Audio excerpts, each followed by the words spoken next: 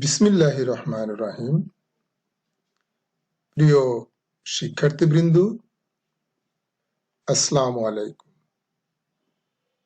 আমি প্রফেসর মোহাম্মদ সিরাজুল ইসলাম, প্রাণিবিদ্যা বিভাগ, জয়পুরহাট সরকারি কলেজ, জয়পুরহাট। আজ আমি তোমাদের একাদশ ও দ্বাদশ শ্রেণীর জীববিজ্ঞান দ্বিতীয় পত্রের বিষয়বস্তু রুই মাছের রক্ত সংবহন তন্ত্র এই নিয়ে আজকে তোমাদের আমি কথা বলবো। এটি আমার লেকচার নাম্বার 2। তোমরা ছবিতে লক্ষ্য করো যে আজকের যে শিরোনাম সেটি হচ্ছে রুই মাছের রক্ত সংবহন তন্ত্র। প্রথম ক্লাসে আমি তোমাদের রুই মাছের বাহ্যিক গঠন, তার দেহের আঁশ, বিভিন্ন বিষয় নিয়ে তোমাদের তার পাখনা সম্বন্ধে কথা বলেছিলাম। আজকে আমি কথা বলবো এর রক্ত সংবহন তন্ত্রের উপর। এটি একটি গুরুত্বপূর্ণ চ্যাপ্টার তোমাদের জন্য, তোমরা একটু খেয়াল করো। আমরা এই অধ্যায়ে আমরা যেটি তোমাদের পড়াবো, এখানে যে শিখন ফলটি আছে তোমরা একটু খেয়াল করো। শিখন ফলে কি আছে? রক্ত সংবহন তন্ত্রে তোমরা সংজ্ঞা দিতে পারবে। মাছের হৃৎপিণ্ডের গঠন তোমরা বর্ণনা করতে পারবে। মাছের রক্ত সঞ্চালন প্রক্রিয়া ব্যাখ্যা করতে পারবে। মাছের ধমনীতন্ত্র ও শিরাতন্ত্র বর্ণনা করতে পারবে। এই চ্যাপ্টারটি এই জন্য গুরুত্বপূর্ণ বলেছে, অনেকগুলো জিনিস কিন্তু এখানে আমাদের দৃষ্টিপাত করতে হবে। তোমরা একটু মনোযোগ সহকারে এটি দেখবে। প্রথমেই এখন চলো যাই, আমরা পড়াশোনায় চলে যাই। প্রথমে আছে রক্ত সংবহন তন্ত্র। চলো আমরা জেনে নেই যে রক্ত সংবহন তন্ত্র কাকে বলে। রক্ত সংবহন তন্ত্র বলতে আমরা বুঝি যে তন্ত্রের মাধ্যমে দেহে রক্ত সঞ্চালন প্রবাহ নিয়ন্ত্রিত হয় তাকে আমরা বলি রক্ত সংবহন।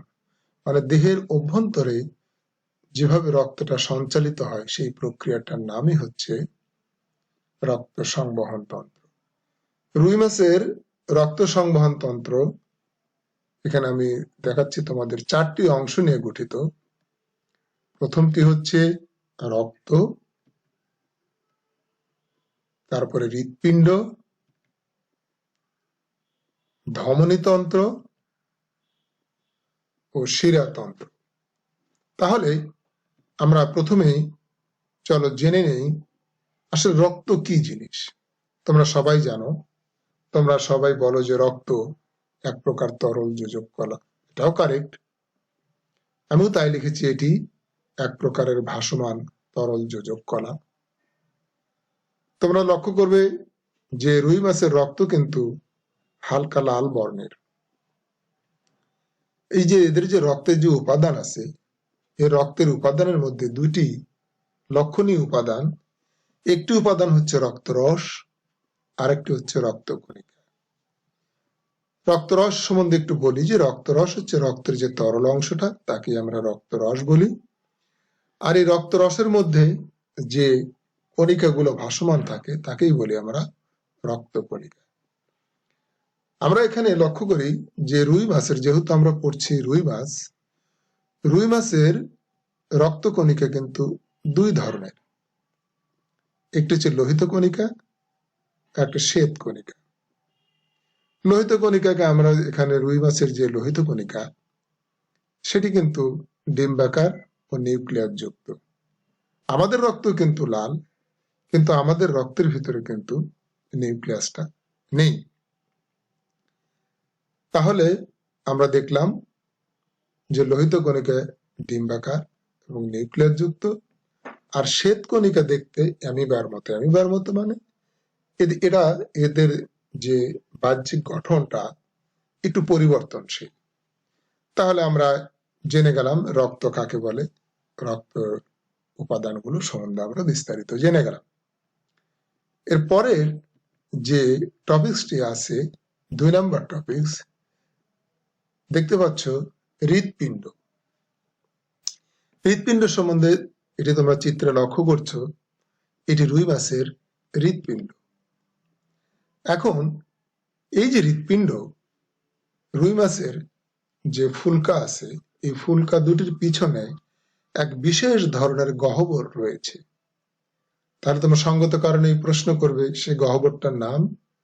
তাহলে রুই মাছের ফুলকা দুটির পিছনে যে বিশেষ ধরনের গহ্বর রয়েছে, সেই গহ্বরকে বলা হয় পেরিকার্ডিয়াল গহ্বর। তাহলে এই পেরিকার্ডিয়াল গহ্বরটা কি হচ্ছে, এই পেরিকার্ডিয়াম নামক একটি শক্ত পর্দা দিয়ে হৃৎপিণ্ডটা ঢাকা থাকে পেরিকার্ডিয়াল গহ্বরের মধ্যে। তাহলে অন্যান্য মাছের মতো রুই মাছের হৃৎপিণ্ডটা কিন্তু 2 প্রকোষ্ঠ বিশিষ্ট। তাহলে আমরা যদি তোমাদের প্রশ্ন করি যে রুই মাছের হৃৎপিণ্ড কয় প্রকোষ্ঠ বিশিষ্ট, তোমরা বলবে 2 প্রকোষ্ঠ বিশিষ্ট। তোমাকে যদি বলি মাছের হৃৎপিণ্ড কয় প্রকোষ্ঠ বিশিষ্ট, তাও বলবে 2 প্রকোষ্ঠ বিশিষ্ট। এখানে আরো তোমরা প্রশ্ন করতে পারো, মাছের হৃৎপিণ্ড 2 প্রকোষ্ঠ বিশিষ্ট, ব্যাঙের ব্যাঙের হৃৎপিণ্ড 3 প্রকোষ্ঠ বিশিষ্ট, সরীসৃপের হৃৎপিণ্ড 3 প্রকোষ্ঠ বিশিষ্ট, একমাত্র কুমিরের হৃৎপিণ্ড 4 প্রকোষ্ঠ বিশিষ্ট, পাখি এবং স্তন্যপায়ী হৃৎপিণ্ড কিন্তু 4 প্রকোষ্ঠ বিশিষ্ট। তাহলে তোমরা এখানে খেয়াল করো যে এই যে 2টি প্রকোষ্ঠ বিশিষ্ট বাদেও আরো একটি উপপ্রকোষ্ঠ রয়েছে, এটি কিন্তু উপপ্রকোষ্ঠ। এই উপপ্রকোষ্ঠকে বলি আমরা সাইনাস ভেনোসাস। তাহলে আমরা যদি একটু খেয়াল করি যে হৃৎপিণ্ডের যে বিভিন্ন অংশের যে বিবরণ, প্রথম যে অংশটি আছে তাকে বললাম সাইনাস ভেনোসাস। একটু খেয়াল করো, দিস ইজ সাইনাস ভেনোসাস। তাহলে সাইনাস ভেনোসাসটা কি? এটি পাতলা প্রাচীর বিশিষ্ট উপপ্রকোষ্ঠ, যা হৃৎপিণ্ডের পৃষ্ঠদেশে অবস্থিত এবং সাইনোঅ্যাট্রিয়াল ছিদ্রপথ। সাইনোঅ্যাট্রিয়াল ছিদ্রপথ মানে অ্যাট্রিয়াম এবং সাইনাসের সংযোগস্থলে যে ছিদ্র, যে কপাটিকা বা ছিদ্রটা থাকে, তাকে বলা হয় সাইনোঅ্যাট্রিয়াল ছিদ্রপথ। তোমাদের আমি পরবর্তী ছবিতে আমি দেখিয়ে দেবো কোনটি সাইনোঅ্যাট্রিয়াল ছিদ্রপথ সংযুক্ত থাকে, মানে সাইনাস এবং অ্যাট্রিয়ামের সংযোগস্থলে যে কপাটিকাটা ছিদ্রটা থাকে। এ পথে কি করে, শিরা থেকে সংগৃহীত কার্বন ডাই অক্সাইড সমৃদ্ধ রক্ত অ্যাট্রিয়ামে প্রবেশ করে। এবার একটু খেয়াল করি আমরা আরেকটি অংশ, তাকে বলি অ্যাট্রিয়াম বা অলিন্দ। যেটা দেখতে পাচ্ছ, দিস ইজ দ্য অ্যাট্রিয়াম, যার ইংরেজি হলো অ্যাট্রিয়াম, বাংলা হলো অলিন্দ। তাহলে কি অ্যাট্রিয়ামটিকে, এটি পেরিকার্ডিয়াম গহ্বরের সম্মুখ পৃষ্ঠভাগে অবস্থিত পাতলা প্রাচীর বিশিষ্ট বৃহত্তম প্রকোষ্ঠ। এটা খেয়াল করে, যতগুলো প্রকোষ্ঠ আছে তার মধ্যে কিন্তু অ্যাট্রিয়ামটা সবচেয়ে বড়। এটি একদিকে সাইনাস ভেনোসাস, অন্যদিকে অ্যাট্রিও ভেন্ট্রিকুলার ছিদ্রপথে উন্মুক্ত। অ্যাট্রিও ভেন্ট্রিকুলার মানে অ্যাট্রিয়াম এবং ভেন্ট্রিকুলার, ভেন্ট্রিকুল মানে নিলয়। এই যে এই দুইটার সংযোগ, এই যে পথটা, এই জায়গায় এই ছিদ্রপথে কিন্তু এরা ওপেন। খেয়াল করো, এবার একটু খেয়াল করো ভেন্ট্রিকল বা নিলয়। এখানে ছবিতে তোমরা যদি খেয়াল করো, ছবির দিকে একটু যদি খেয়াল করি, this is the ventricle. Ventricle হচ্ছে ইংরেজি, বাংলা হচ্ছে নিলয়। তাহলে এটি হৃৎপিণ্ডের সর্বশেষ প্রকোষ্ঠ, যেটা পেরিকার্ডিয়াল গহ্বরের অঙ্কীয় দেশে। তাহলে দেখা যাচ্ছে অ্যাট্রিয়ামটা থাকে হচ্ছে পৃষ্ঠভাগে আর এটা থাকে অঙ্কীয় দেশে। এই প্রকোষ্ঠটি কিন্তু পুরো মাংস এবং সম্মুখে, একটু খেয়াল করো, এর যে সম্মুখে, এর সম্মুখ দিকে একটা অ্যাওর্টা আছে, একে বলা হয় বালভাস আর্টারিউসাসে বা বালভাস অ্যাওর্টাতে এসে উন্মুক্ত থাকে, বালভাস আর্টারিউসাসে উন্মুক্ত থাকে। 4 নম্বরটা যদি বালভাস আর্টারিউসাস বা বালভাস অ্যাওর্টা যাই বলি না কেন, খেয়াল করো রুই মাছের হৃৎপিণ্ডে কোনাস আর্টারিউসাস নেই। এখন তো কোরাস আর্টারিসিস নেই, তার পরিবর্তে কি আছে, ভালভাস আর্টারিসাস নামক একটি গঠন দেখা যায়, যা মূলত ভেন্ট্রাল অ্যাওর্টার স্ফীত গোড়াদেশীয় অংশ। একটু খেয়াল করে, এর উপরটা যদি ভেন্ট্রাল অ্যাওর্টা হয়, তাহলে এর যে স্ফীত অংশটা, এই স্ফীত অংশটাকেই বলি আমরা হচ্ছে ভালভাস আর্টারিসাস। এটি হৃৎপিণ্ডের কোনো অংশ নয়, এটি হৃৎপিণ্ড থেকে ভেন্ট্রাল অ্যাওর্টায়, এটি হৃৎপিণ্ড থেকে ভেন্ট্রাল অ্যাওর্টায় রক্ত চলাচল নিয়ন্ত্রণ করে। এবার একটু খেয়াল করো, তাহলে আমরা প্রকোষ্ঠগুলো জানলাম। এবার আমরা দেখব যে হৃৎপিণ্ডের যে কপাটিকা, কপাটিকার ইংরেজিটা হচ্ছে ভালভ বলি আমরা।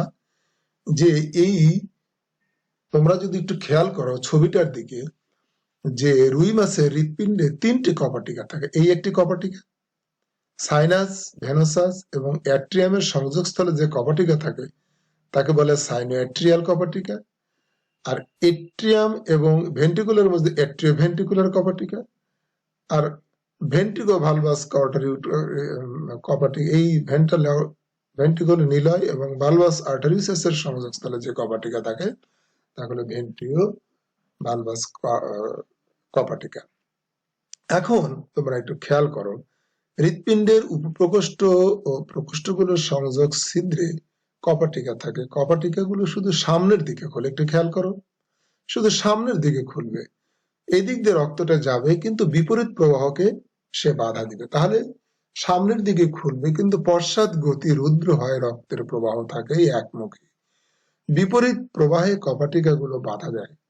রুই মাছের হৃৎপিণ্ডে নিম্ন বর্ণিত কপাটিকাগুলো পাওয়া যায়। একটু খেয়াল করি, প্রথম যে কপাটিকাটা আমি নাম বলেছি সেটা হলো সাইনোঅ্যাট্রিয়াল কপাটিকা। তাহলে এটা কি বলছে, সাইনাস ভেনোসাস এবং অ্যাট্রিয়ামের সংযোগস্থলে যে কপাটিকাটা থাকে তাকেই বলি আমরা সাইনোঅ্যাট্রিয়াল কপাটিকা। তারপরে একটি কপাটিকা আছে, খেয়াল করো, অ্যাট্রিওভেন্ট্রিকুলার।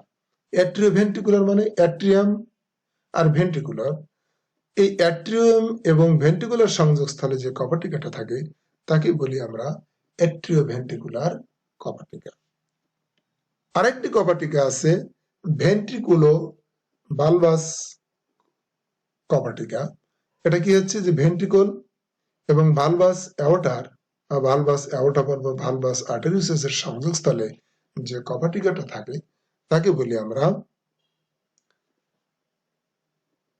ভেন্ট্রিকো ভালভাস কপাটিকা। তাহলে আমরা কপাটিকা গুলো জেনে গেলাম।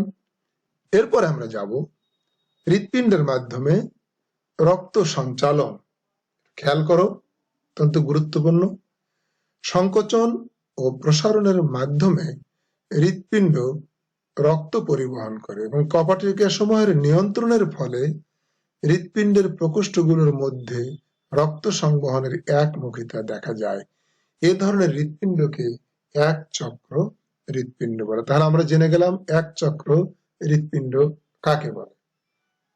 রুই মাছের হৃৎপিণ্ডের প্রকৃতি প্রকোষ্ঠে কেবলমাত্র অক্সিজেন রিক্ত, মানে যেখানে অক্সিজেন থাকবে না, কার্বন ডাই অক্সাইড যুক্ত রক্ত থাকে বলে এদের হৃৎপিণ্ডকে ভেনাস হার্ট বা শিরা হৃৎপিণ্ড বলা হয়।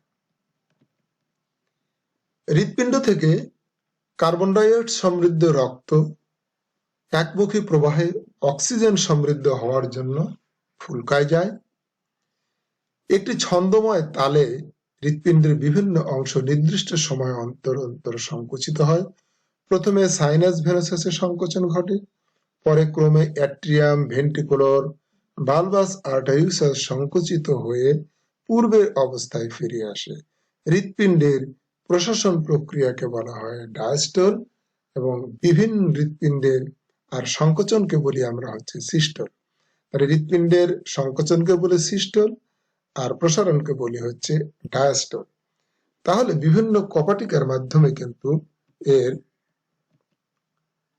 একটু খেয়াল করো যে এই সাইনাস ভেনোসাস প্রথমে সংকুচিত হচ্ছে, তারপরে রক্তটা অ্যাট্রিয়ামে যাচ্ছে, অ্যাট্রিয়াম থেকে ভেন্ট্রিকুলে যাচ্ছে, তারপরে ভালভাস অ্যাওর্টায় যাচ্ছে, সেখান থেকে ফুলকায়, ফুলকা থেকে দেহে চলে যাচ্ছে। ঠিক ওই একইভাবে আমরা কিন্তু এটা দেখতে পাচ্ছি। এখন তোমরা একটু খেয়াল করো, এই যে রক্তের যে গতিপথটা আছে এখান থেকে একটু খেয়াল করো। প্রথমে দেখো সাইনাস ভেনাসাস, এই সাইনাস ভেনাসাসটা যখন এর সংকোচন ঘটে তখন এই সংকোচনটা কোথায় চলে যাবে খেয়াল করো।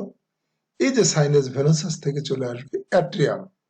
তাহলে তোমার এখানে আছে সাইনাস ভেনাসাস থেকে অ্যাট্রিয়াম, তাহলে এখানেও সাইনাস ভেনাসাস থেকে অ্যাট্রিয়াম, এবং অ্যাট্রিয়াম থেকে অ্যাট্রিও ভেন্ট্রিকুলার পথে এই যে ভেন্ট্রিকল মানে নিলয়ে আসবে।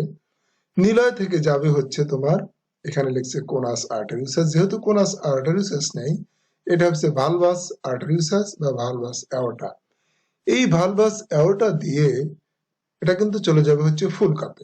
দেখো খেয়াল করে যে ফুলকাতে, ফুলকাতে কেন যাচ্ছে, ফুলকাতে যাবে হচ্ছে যেহেতু হৃৎপিণ্ড ভেনাস হৃৎপিণ্ড, হৃৎপিণ্ডে থাকে যে কার্বন ডাই অক্সাইড যুক্ত রক্ত। এখানে একটু খেয়াল করো নীল রক্তটাই হচ্ছে কার্বন ডাই অক্সাইড যুক্ত রক্ত। এইটা যখন ফুলকায় যায়, ফুলকায় যাওয়ার সঙ্গে সঙ্গে এটা মানে এটা গ্যাসের পরিবর্তন হয়ে দেখো লাল হয়ে যায়, অক্সিজেন যুক্ত হয়ে যায়। এই অক্সিজেন যুক্ত রক্তটা যখন আবার দেহে চলে যায়, দেহে গেলে তার কৈশিক জালিকা থেকে আবার সে কার্বন ডাই অক্সাইড যুক্ত হয়ে ওখানে যায় কি করে, ওখানে সঞ্চিত খাদ্য গ্লুকোজের সাথে বিক্রিয়া করে আবার সে কার্বন ডাই অক্সাইড তৈরি করে। এই জন্য দেখো সবসময় রুই মাছের হৃৎপিণ্ডে, মাছের হৃৎপিণ্ডে সবসময় কার্বন ডাই অক্সাইড যুক্ত রক্ত থাকে বিধায় আমরা কিন্তু রুই মাছের হৃৎপিণ্ডকে ভেনাস হৃৎপিণ্ড বলে থাকি। তাহলে আমরা জানলাম যে রুই মাছের হৃৎপিণ্ড হচ্ছে ভেনাস হৃৎপিণ্ড। এরপরে আসি আমরা ধমনীতন্ত্র। ধমনীতন্ত্রটা কাকে বলে একটু আমরা জেনে নিই। যে ধমনীর উৎপত্তি হচ্ছে হৃৎপিণ্ড থেকে। হৃৎপিণ্ড থেকে উৎপন্ন যে সমস্ত বাহিকা দেহের বিভিন্ন অঞ্চলে রক্ত পরিবহন করে তাকে ধমনী বলে। ধমনীর সমন্বয়ে গঠিত তন্ত্রকে ধমনীতন্ত্র বলে। রুই মাছের ধমনীতন্ত্রকে দুটি ভাগে ভাগ করা যায়, একটি হচ্ছে অন্তর্বাহী বা অ্যাফারেন্ট ব্রাঙ্কিয়াল ধমনী তন্ত্র, আরেকটা হচ্ছে বহির্বাহী বা ইফারেন্ট ব্রাঙ্কিয়াল ধমনী তন্ত্র। তাহলে চলো যাই আমরা এখানে একটু জেনে নেই যে হৃৎপিণ্ডের যে ভেন্ট্রিকল থেকে যে ভেন্ট্রাল অ্যাওর্টা সৃষ্টি হয়ে সামনের দিকে যে বিস্তৃত, এ ধমনীর গোড়া স্ফীত হয়ে যেটি গঠন করে তাকে বলা হয় ভালভাস আর্টারিউসাস। এটি হৃৎপিণ্ড থেকে ভেন্ট্রাল অ্যাওর্টায় রক্ত প্রবাহ নিয়ন্ত্রণ করে। তাহলে আমরা এটা দেখলাম আগে অন্তর্বাহী বা অ্যাফারেন্ট ব্রাঙ্কিয়াল ধমনী তন্ত্রটা কি একটু খেয়াল করো, খুব মনোযোগের সাথে তোমরা একটু খেয়াল করো। প্রথমে বলছি কি ভেন্ট্রাল অ্যাওর্টা থেকে যেসব পার্শ্বীয় রক্তনালী পথে, দিস ইজ হৃৎপিণ্ড, এইটা হলো ভেন্ট্রাল অ্যাওর্টা। খেয়াল করো এই ভেন্ট্রাল অ্যাওর্টা থেকে দেখো এই ভেন্ট্রাল অ্যাওর্টার ভিতরে আছে কার্বন ডাই অক্সাইড সমৃদ্ধ রক্ত, তাহলে প্রতিপাশের ফুলকাতে কিন্তু যাচ্ছে। তাহলে প্রতিপাশের দুপাশের ফুলকা যে বাহিত হয় তাকে বলি, এই ধমনীগুলোকে আমরা বলি অন্তর্বাহী ব্রাঙ্কিয়াল ধমনী। অন্তর্বাহী ব্রাঙ্কিয়াল ধমনী নিয়ে গঠিত তন্ত্রকেই আমরা বলবো অন্তর্বাহী বা অ্যাফারেন্ট ব্রাঙ্কিয়াল ধমনী। খেয়াল করো ভালভাস অ্যাওর্টা থেকে যে সৃষ্ট, এই যে খেয়াল করে যে ভালভাস অ্যাওর্টা থেকে সৃষ্ট ভেন্ট্রাল অ্যাওর্টা অঙ্কীয় মহাধমনীর প্রতি পাশ থেকে 4টি করে মোট 4 জোড়া, একটু খেয়াল করো 1টি 2টি 3টি 4টি, তাহলে প্রতি পাশে 4 জোড়া অন্তর্বাহী ব্রাঙ্কিয়াল ধমনী বাহির হয়। প্রথম জোড়া ধমনী কি করে দেখো, একটু প্রথম জোড়া এই যে প্রথম জোড়া ধমনী প্রথম ফুলকা জোড়ায় প্রবেশ করে এবং অনুরূপ ভাবে দেখো এই যে প্রথম জোড়া এটা প্রথম ফুলকায়, তারপরে দ্বিতীয় তৃতীয় চতুর্থ জোড়া কিন্তু পরবর্তী ফুলকা। দেখো আমি বলেছি প্রথম জোড়া ধমনী প্রথম ফুলকা জোড়ায় প্রবেশ করে, অনুরূপ ভাবে দ্বিতীয় তৃতীয় চতুর্থ জোড়া ধমনী যথাক্রমে দ্বিতীয় তৃতীয় চতুর্থ ফুলকা জোড়ায় কার্বন ডাই অক্সাইড যুক্ত রক্ত সমৃদ্ধ রক্ত বহন করে। কেন? এই কার্বন ডাই অক্সাইড যুক্ত রক্তগুলো দিচ্ছে ফুলকায়, ফুলকাতে যখন দিচ্ছে ফুলকা থেকে এই কার্বন ডাই অক্সাইড যুক্তটা অক্সিজেন সমৃদ্ধ হয়ে চলে যাচ্ছে। তাহলে আমরা অন্তর্বাহী ধমনীর কাজ হচ্ছে যে হৃৎপিণ্ড থেকে কার্বন ডাই অক্সাইড যুক্ত রক্তটা ফুলকাতে প্রেরণ করা হয়। এরপর আমরা খেয়াল করি, তাহলে বহির্বাহী ধমনীটা একটু আমরা খেয়াল করি, একটু মনোযোগ সহকারে দেখো। তাহলে ফুলকায় কার্বন ডাই অক্সাইড সমৃদ্ধ রক্ত অক্সিজেন সমৃদ্ধ হওয়ার পর যে পার্শ্বীয় নালিকাগুলো দিয়ে ওই রক্ত ডর্সাল অ্যাওর্টাতে বাহিত হয় সেগুলোকে আমরা বলি ব্রাঙ্কিয়াল ধমনী। তাহলে এখান থেকে খেয়াল করো, এই যে ধমনীগুলো দেখতে পাচ্ছ এইগুলোকে বলা হয় ব্রাঙ্কিয়াল ধমনী। বহির্বাহী ধমনী নিয়ে গঠিত তন্ত্রকে বহির্বাহী বা এফারেন্ট ব্রাঙ্কিয়াল ধমনী তন্ত্র বলে। এখানেও 4 জোড়া ফুলকা, যেহেতু ওটার 4 জোড়া, 4 জোড়া ফুলকা থেকে 4 জোড়া বহির্বাহী ব্রাঙ্কিয়াল ধমনী সৃষ্টি হবে। এখান থেকে যদি 4টে থেকে এখানেও 4টেই হবে, একটু খেয়াল করো, 1 2 3 4। তাহলে প্রথম বহির্বাহী ধমনী অঙ্কীয় দেশে হাইওয়েড আর্চের সঙ্গে, প্রথমটা দেখো হাইওয়েড আর্চের সঙ্গে সিউডোব্রাঙ্ক, দেখো এটার নাম হলো সিউডোব্রাঙ্কে রক্ত বহন করে এবং এই সিউডোব্রাঙ্কের সম্মুখে দেখো একটি নালিকা আছে, তাকে অপথ্যালমিক, অপথ্যালমিক মানে চোখে যায় আর কি, এই অপথ্যালমিক ধমনীতে রক্তটা এখানে পরিবহন করে। দেখো সিউডোব্রাঙ্ক বহন করে এবং সিউডোব্রাঙ্কের সম্মুখে অপথ্যালমিক ধমনী হিসাবে বিস্তৃত হয়।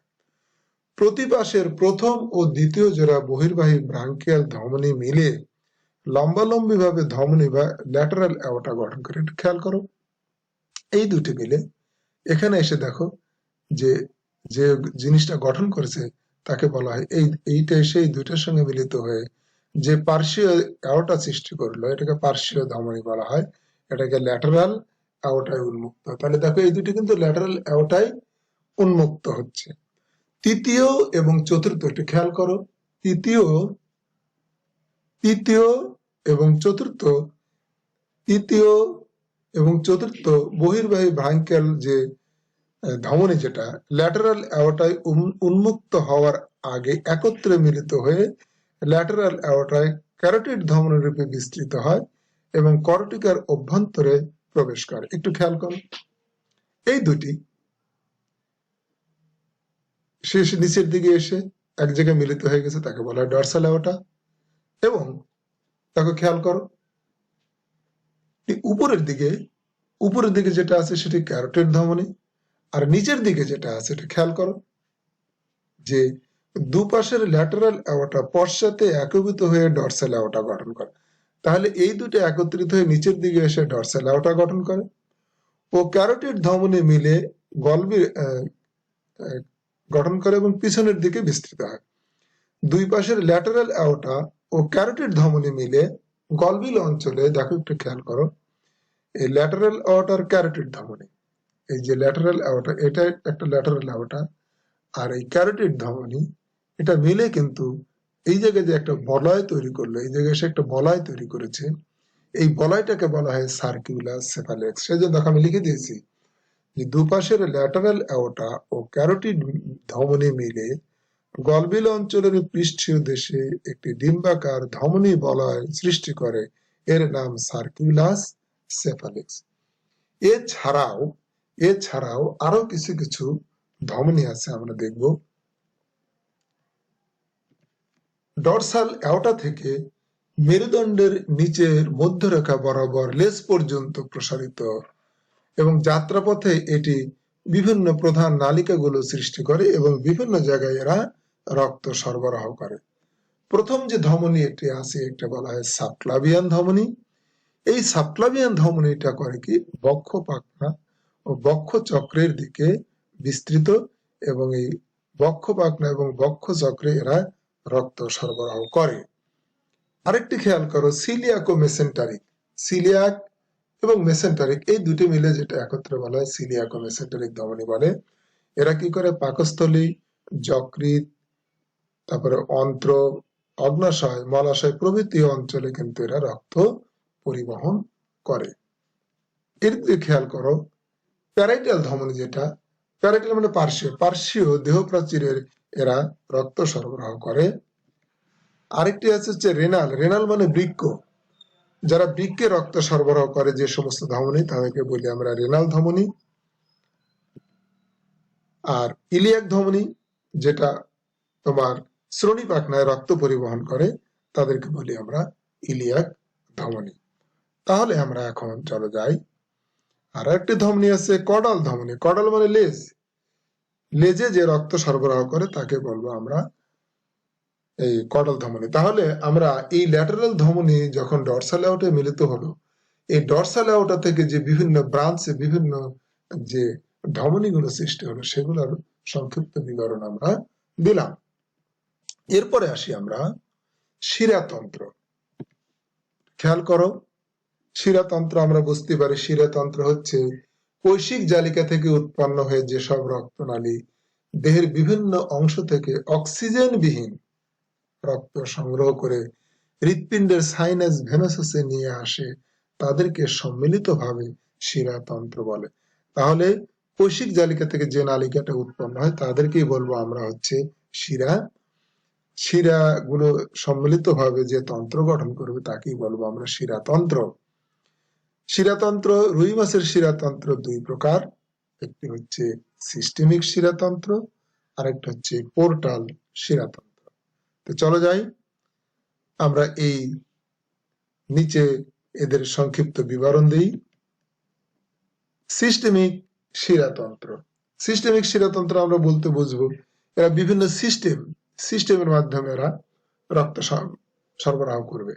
তাহলে কি বলছে এখানে, সিস্টেমিক শিরাতন্ত্র যেসব শিরার মাধ্যমে দেহের বিভিন্ন অঙ্গ বা তন্ত্র থেকে রক্ত সরাসরি হৃৎপিণ্ডে ফিরে আসে সেগুলোকে সিস্টেমিক শিরা বলে। যে তন্ত্র দেহের সম্মুখ ভাগ থেকে একজোড়া যুগলার শিরা ও পশ্চাৎ ভাগ থেকে কার্ডিনাল শিরার মাধ্যমে রক্ত হৃৎপিণ্ডে পরিবহন করে তাকে বলবো আমরা সিস্টেমিক শিরাতন্ত্র। একটু খেয়াল করো আমি কি বলছি, যে সম্মুখ ভাগে আছে যে যুগলার শিরা, খেয়াল করো সম্মুখ ভাগে হচ্ছে যুগলার শিরা আর পশ্চাৎ ভাগে আছে কার্ডিনাল শিরা। এই কার্ডিনাল শিরা কি বলছে, সম্মুখ ভাগে থেকে একজোড়া যুগলার শিরা ও পশ্চাৎ ভাগ থেকে কার্ডিনাল শিরার মাধ্যমে রক্ত শরীরের সম্মুখ অংশ থেকে সম্মুখ কার্ডিনাল শিরা, খেয়াল করো, ও যুগলার শিরা রক্ত সংগ্রহ করে সে পাশের ডাক্টাস কুভিতে উন্মুক্ত হয়। একটু খেয়াল করো, এখান থেকে সম্মুখ কার্ডিনাল শিরা এবং যুগলার শিরা এইটা কিন্তু রক্তটা নিয়ে এসে এখানে উন্মুক্ত হয়। এই জায়গাটা যে উন্মুক্ত হয় এইটাকে বলা হয় ডাক্টাস কুভিয়ে বলা হয়। আবার দেখো পশ্চাৎ কার্ডিনাল শিরা, একটু খেয়াল করো, পশ্চাৎ কার্ডিনাল শিরা, এই যে পশ্চাৎ কার্ডিনাল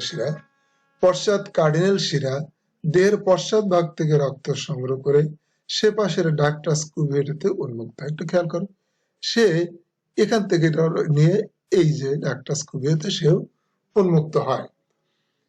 এরপরে খেয়াল করো যে উভয় পশ্চাৎ কার্ডিনাল শিরা সেগমেন্টাল শিরা, রেনাল শিরা, জেনিটাল শিরা ইত্যাদি থেকে রক্ত গ্রহণ করে এবং উভয় এই ডাক্টাস কুভিয়ে হৃৎপিণ্ডের সাইনাস ভেনাসে উন্মুক্ত হয়। এই যে রেনাল শিরা যাই বলো কেন সবকিছুই কিন্তু এখানে এসে এই জায়গায় এসে উন্মুক্ত, এখানে এসে তারা সবকিছু হচ্ছে ডাক্টাস কুভিয়েতে উন্মুক্ত হয়। এখন প্রতিপাশের বক্ষ পাখনা ও শ্রোণী পাখনা থেকে সাবক্লাভিয়ান শিরা রক্ত সংগ্রহ করে ডাক্টাস কুভিয়ে, দিস ইজ দ্য সাবক্লাভিয়ান শিরা, এও কিন্তু রক্ত বক্ষ পাখনা বা শ্রোণী পাখনা থেকে রক্ত সংগ্রহ করে নিয়ে এসে কিন্তু এই ডাক্টাস কুভিয়েতে এসে উন্মুক্ত হয়। এর মধ্যে সাইনাস ভেনাসে রক্ত প্রেরণ করে। এছাড়া ডান ও বাম পশ্চাৎ কার্ডিনাল শিরা কতিপয় অনুপ্রস্থ শিরা দ্বারা সংযুক্ত থাকে। এদের অনুপ্রস্থ অ্যানাস্টোমোসিস বলে। তাহলে আমরা এটা গেলাম সিস্টেমিক শিরা। এরপরে আসি পোর্টাল শিরা। পোর্টাল শিরাটা কাকে বলে, যে কৈশিক জালিকা থেকে উৎপন্ন হয়ে অক্সিজেনবিহীন রক্ত নিয়ে হৃৎপিণ্ডে যাওয়ার পথে যেসব শিরা অন্য কোনো অঙ্গে প্রবেশ করে আবার কৈশিক নালীতে পরিণত হয় সেগুলোকে পোর্টাল শিরা বলে। পোর্টাল শিরাগুলো নিয়ে গঠিত তন্ত্রকে পোর্টাল তন্ত্র বলে। রুই মাছের পোর্টাল তন্ত্র দুই প্রকার, একটি হেপাটিক পোর্টাল শিরা আর একটি রেনাল পোর্টাল শিরা। তাহলে আমরা দেখতে পাচ্ছি যে রুই মাছের পোর্টাল তন্ত্র দুই প্রকার, একটি হেপাটিক পোর্টাল শিরাতন্ত্র আর একটি রেনাল পোর্টাল শিরাতন্ত্র। তাহলে আমরা একটু খেয়াল করি, হেপাটিক পোর্টাল, হেপাটিক মানে কি? হেপাটিক মানে হচ্ছে যকৃৎ। তাহলে দেহের বিভিন্ন অংশ থেকে হৃৎপিণ্ডে যাওয়ার কথা, হৃৎপিণ্ডে না যেয়ে সেটা যকৃতে কোষিক জালিকায় যখন মিলিত হয়ে যাবে, তাহলে কি হচ্ছে? হেপাটিক মানে যকৃৎ। তাহলে যে পোর্টাল তন্ত্রের যকৃৎ মধ্যবর্তী অঙ্গ হিসেবে কাজ করে, তাহলে কি হচ্ছে? যে দেহের বিভিন্ন অংশ থেকে যখন এই যকৃতে যখন কৈশিক জালিকায় উন্মুক্ত মিলিত হয়ে যায়, তখন তাকে বলি আমরা হেপাটিক। যেহেতু পোর্টাল তন্ত্রগুলো, পোর্টাল শিরাগুলো যেহেতু, হেপাটিক পোর্টাল শিরাগুলো যেহেতু যকৃতে যে মিলিত হয়, সেই জন্য একে বলা হয় হেপাটিক পোর্টাল শিরাতন্ত্র। যকৃৎ পোর্টাল শিরা, তাহলে যকৃৎ পোর্টাল শিরা একটু খেয়াল করি। যকৃৎ পোর্টাল শিরা পরিপাক তন্ত্র থেকে, যকৃৎ পোর্টাল শিরা মিন্স যে হেপাটিক পোর্টাল শিরাটাকে বলি আমরা যকৃৎ পোর্টাল শিরা। তাহলে যকৃৎ পোর্টাল শিরা কি করছে? সে যে পরিপাক তন্ত্র থেকে রক্ত সংগ্রহ করে সে যকৃতে প্রবেশ করে এবং সেখানে শাখায় বিভক্ত হয়ে রক্ত জালিকায় মিলিত হয়ে যায়, সেখানে শাখায় বিভক্ত হয়ে রক্ত জালক সৃষ্টি করে। তাহলে আমরা কি বলবো? দেহের বিভিন্ন অংশ থেকে রক্ত হৃৎপিণ্ডেই যাওয়ার কথা, কিন্তু হৃৎপিণ্ডে না যেয়ে যদি আবার কৈশিক জালিকায় যদি মিলিত হয়ে যায়, যে অঙ্গে মিলিত হবে সেই অঙ্গের নাম অনুসারে তার নাম হবে সেই পোর্টাল তন্ত্র। যেহেতু এটা যকৃতে মিলিত হয়েছে, এই জন্য এই তন্ত্রটার নাম হয়েছে হেপাটিক পোর্টাল শিরাতন্ত্র। যকৃৎ শিরা কি করে? এই রক্তজালক থেকে রক্ত সংগ্রহ করে, তাহলে এই রক্তজালক থেকে রক্ত সংগ্রহ করে সরাসরি সে সাইনাস ভেনাসাসে উন্মুক্ত হয়। কেন সাইনাস ভেনাসাসে কেন উন্মুক্ত হবে?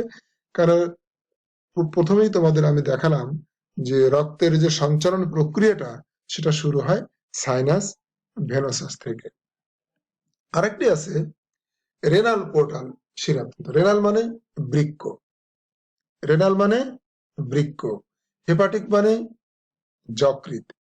তাহলে যে পোর্টাল তন্ত্রে বৃক্ক মধ্যবর্তী অঙ্গ হিসেবে কাজ করে তাকে রেনাল পোর্টাল শিরাতন্ত্র বলে। তাহলে দেহের লেজ অঞ্চল থেকে, দ্যাট ইজ কডাল শিরা, একটু খেয়াল করো, লেজ অঞ্চলে যে কডাল শিরা, এই যে কডাল শিরা, কডাল মানে লেজ, দেহের লেজ অঞ্চল থেকে কডাল শিরা রক্ত সংগ্রহ করে দেহকাণ্ডে প্রবেশ করে এবং দুটি শাখায় বিভক্ত হয়।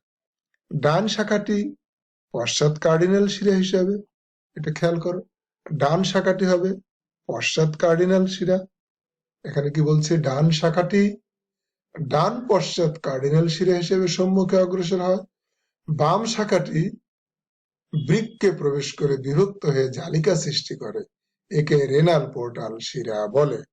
খেয়াল করো, একে বলে যে রেনাল পোর্টাল। কডাল তন্ত্র থেকে যে এইটা হচ্ছে, এই যে এই অংশটা নাম হলো বৃক্ক। যেহেতু বৃক্কে যাচ্ছে, বৃক্কের যে পোর্টাল শিরাটা যাচ্ছে, বৃক্কের আরেকটি নাম হচ্ছে রেনাল, সেই জন্য এর নাম হচ্ছে রেনাল পোর্টাল শিরা। এই বৃক্ক থেকে রক্ত বাম পশ্চাৎ কার্ডিনাল শিরা, এই বৃক্ক থেকে রক্তটাকে বাম পশ্চাৎ কার্ডিনাল শিরা, দেখো যে বাম পশ্চাৎ কার্ডিনাল শিরা। তাহলে কার্ডিনাল শিরা দুইটি, একটা ডান পশ্চাৎ কার্ডিনাল শিরা আর একটা হচ্ছে বাম পশ্চাৎ কার্ডিনাল শিরা। তাহলে এখান থেকে সে রক্তটা নিয়ে যাচ্ছে, নিয়ে কোথায় যাচ্ছে? বৃক্ক থেকে রক্ত বাম পশ্চাৎ কার্ডিনাল শিরা দিয়ে সংগৃহীত হয়ে ডাক্টাস কুভিয়ে, এই যে ডাক্টাস কুভিয়ে, সবাইকে ডাক্টাস কুভিয়েতে আসতে হবে, কেননা ডাক্টাস কুভিয়ে থেকে সাবক্লাভিয়ান সাইনাস ভেনোসাসে রক্তটা নিয়ে যাবে, আর সাইনাস ভেনোসাস থেকে আবার দেহের বিভিন্ন হৃৎপিণ্ডের বিভিন্ন অংশে নিয়ে যাবে। তাহলে কাছে ডাক্টাস কুভিয়ের মাধ্যমে সাইনাস ভেনোসাসে পৌঁছায়।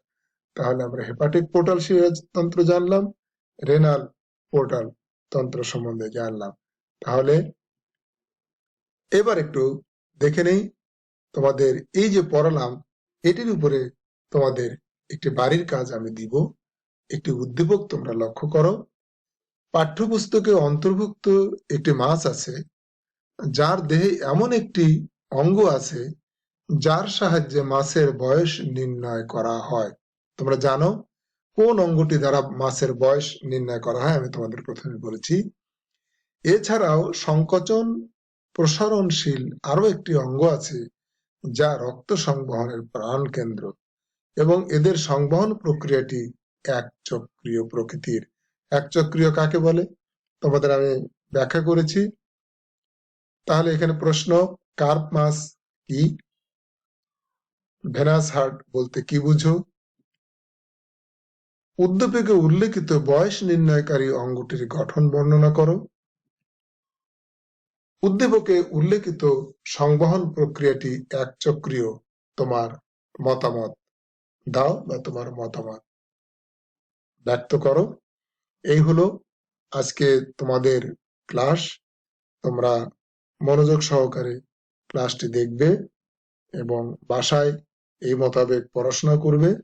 এবং আজ আর নয়, তোমাদের সবার মঙ্গল কামনা করে আজকের মতো এখানেই বিদায় নিচ্ছি। তোমাদের সবাইকে ধন্যবাদ। আল্লাহ হাফেজ।